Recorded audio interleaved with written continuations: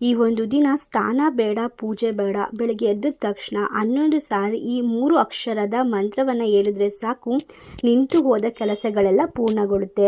ಈ ಒಂದು ವಾರಾಹಿ ದೇವಿಯ ಅಮ್ಮನ ಮಂತ್ರವನ್ನು ನೀವು ಉಚ್ಚಾರಣೆ ಮಾಡುವುದರಿಂದ ನಿಮ್ಮ ಜೀವನದಲ್ಲಿ ನೀವು ಕಳೆದುಕೊಂಡಿರುವಂತಹ ಎಲ್ಲ ಸುಖ ಸಂಪತ್ತು ಹಾಗೂ ನಿಮ್ಮ ಕೆಲಸಗಳೆಲ್ಲ ಪೂರ್ಣಗೊಳ್ಳುತ್ತೆ.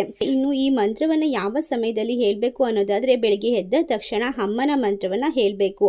ಇದಕ್ಕೆ ಸ್ನಾನ ಮಾಡಬೇಕು ಅಥವಾ ಪೂಜೆ ಮಾಡಬೇಕು ಅಂತ ಏನೂ ಇಲ್ಲ. ನೀವು ಬೆಳಿಗ್ಗೆ ಎದ್ದ ತಕ್ಷಣ ನೀವು ಯಾವ ಜಾಗದಲ್ಲಿ ಮಲಗಿರ್ತೀರಾ ಅದೇ ಜಾಗದಲ್ಲೇ ಕುಳಿತುಕೊಂಡು ನೀವು ಈ ಒಂದು ಮಂತ್ರವನ್ನು ಅಮ್ಮನ ಸ್ಮರಣೆ ಮಾಡ್ತಾ ಹೇಳ್ಕೊಳ್ಳಿ ಅಂತ. ಇಷ್ಟು ಚಿಕ್ಕ ಮಂತ್ರ ಅಂದರೆ ನಿಮಗೆ ಮಂತ್ರ ಚಿಕ್ಕದೇ ಇರಬಹುದು ಸ್ನೇಹಿತರೆ. ಈ ಮಂತ್ರ ನೀವು ಹೇಳ್ಕೊಂಡು ನೋಡಿ, ಒಂದು ವಾರ 15 ದಿನಗಳ ಒಳಗೆ ನಿಮಗೆ ಎಷ್ಟು ಬೇಗ ನಿಮಗೆ ರಿಸಲ್ಟ್ ಅನ್ನೋದು ಸಿಗುತ್ತೆ ಅಂತ ನಿಮಗೆ ಗೊತ್ತಾಗುತ್ತೆ.